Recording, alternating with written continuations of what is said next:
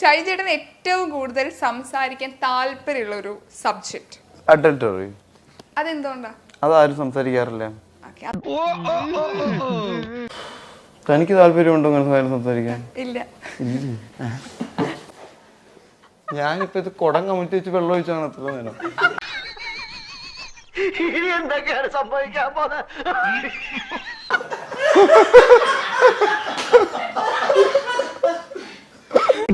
എങ്ങനെയുണ്ട്? അവര് രണ്ടുപേരും അങ്ങോട്ടും ഇങ്ങോട്ടും ചൂണ്ട. ആർക്ക് വേണം? നിങ്ങൾ രണ്ടുപേരായിട്ടാണോ? ഇത് കുറച്ച് കൂടുന്നുണ്ട്. പിന്നെ അത് നല്ല ഏജന്റ് എല്ലാവർക്കും. എങ്ങനെയുണ്ട് പെർഫോമൻസ്? നാട്ടുകാര് കാണൂടാ തെണ്ടി.